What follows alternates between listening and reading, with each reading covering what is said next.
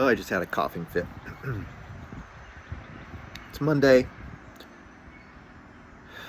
The kids are off to school. I took a little time to start a journal. When I say start a journal, I'm doing things intentionally. I'm not doing things out of a whim or because it feels good. I'm actually making myself do some specific things. And I wrote in a journal for today.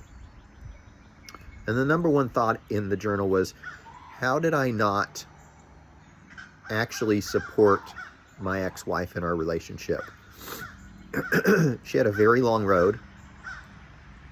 I'd say she probably was not in a good place for 5 years in our relationship before she decided to leave the relationship. And I had no clue she was in a bad shape that far back. And what I'm afraid of, I'm afraid and hurt of my own actions, of my own inability to realize, I thought when she was struggling, she was pushing me away.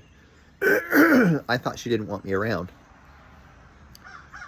And I think the opposite is actually true. I think she really needed me to be there in a way that I was either incapable of understanding, incapable of doing, not capable of emotionally handling the tough times. I think there's a lot there. I sent an email over to a counselor that I work with explaining where I'm at. So I worked with her for at least a year, if not 2. I don't remember how long. It could have been a couple years. But that's what I'm really scared, and I'm also hurt. It hurts me that I hurt her in that way because she was very important to me. And I don't want that for her, you know. I actually put in my email that she's moved on to another relationship. And to me that was very difficult because it was soon after our divorce, but you know, she's been in a bad place for a long time. But it actually relieves me, it makes me less heavy about the failure of the relationship at this point, because I've done a lot of work for my recovery of the hurt of losing her, or losing the relationship that I thought we had. And that's probably a better way to put it. I'm actually relieved because, you know, if she's in a relationship with somebody, then she's getting something that she didn't have in our relationship. And I hope that's a connection. I hope that's an understanding. I hope that's an ability to be seen the way she needs to be seen, that I wasn't capable of doing. And that's a hard pill for me to swallow, but that's the reality of it. You know, I'm hoping that she's in a better place because you know, this is a person that was really important to me. And yes, it still kind of hurts, but it's not the relationship, the loss of the relationship, it's the loss of the idea of the relationship.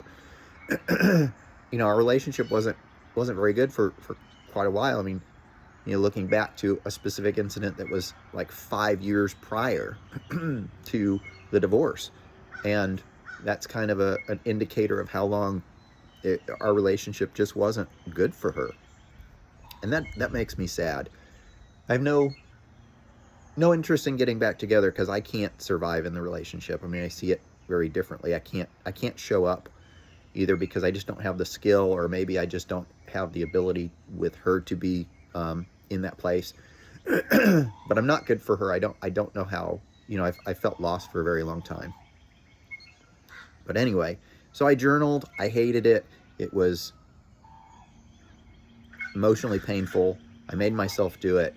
And my intent is I'm going to make myself do it maybe every day. That may be a little ambitious or too much, but I hated that. Have a good day, friends.